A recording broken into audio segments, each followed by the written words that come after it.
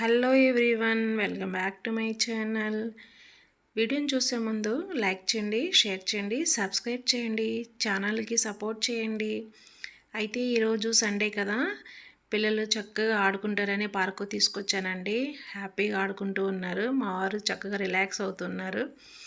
అయితే చాలామంది చూడండి, వీకెండ్ సమ్మర్ హాలిడేస్ అవడం వల్ల ఎక్కడ ప్లేసులు లేవన్నమాట. పిల్లలు కాసేపు వెయిట్ చేసి అప్పుడు ఛాన్స్ దొరికినప్పుడు ఆడుకుంటూ ఉన్నారు.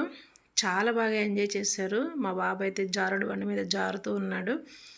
ఇలా పిల్లల్ని అప్పుడప్పుడు ఇలా ఔటింగ్ తీసుకెళ్ళడం వల్ల చాలా హ్యాపీగా ఉంటారు. బ్రెయిన్ కూడా చాలా వాళ్ళకి ఫ్రెష్గా చాలా బాగుంటారండి. ఎప్పుడు ఇంట్లో ఉండి ఉండి కూడా వాళ్ళకి బోర్ కొడుతూ ఉంటుంది. అయితే మా బాబు చూడండి, ఈ స్లీపింగ్ దాని మీద పడుకొని ఏదో చేస్తూ ఉన్నాడు. లాస్ట్కి ఇంకా మేమందరం కూడా ఐస్లు తినేసాము. అయితే ఒక సబ్స్క్రైబర్ మనకి ప్రాసెస్ చూపించండి ఉప్మా అని చెప్పారు. సో 1 టేబుల్ స్పూన్ ఆయిల్లో 1 టేబుల్ స్పూన్ తాలింపు గింజలు వేగిన తర్వాత అల్లం ముక్కలు వేసేసి, అలాగనే చూడండి ఒక ఆనియన్ కట్ చేసి వేసాను, కరివేపాకు రెబ్బలు వేసాను, వేయించుకోవాలి. కొంచెం సాల్ట్, కొంచెం పసుపు వేసి వేయించాలి. అయితే ఇక్కడ ఒకటండి, ఆనియన్స్ మాడిపోకూడదు, కొంచెం మాత్రమే ఫ్రై అవ్వాలి. అది ఎలానో నేను చూపిస్తాను. ఈ విధంగా అన్నీ ఫ్రై అవుతూ ఉండగా ఇక్కడ నేను చూడండి, రవ్వని బొంబాయి రవ్వ అంటారు, సూజీ రవ్వ అంటారు. అయితే ఈ గ్లాస్తో నేను తీసుకున్నాను. 1 గ్లాస్ మాత్రమే రవ్వని నేను తీసుకున్నానండి. అయితే చూడండి, ఆనియన్స్ ఈ విధంగా వేగాలి. చక్కగా వేగిపోయినాయి కదా. ఇప్పుడు మనం వాటర్ పోసేసుకున్నాం. 1 గ్లాసు రవ్వకి నేను 4 గ్లాసెస్ ఆఫ్ వాటర్ తీసుకున్నానండి.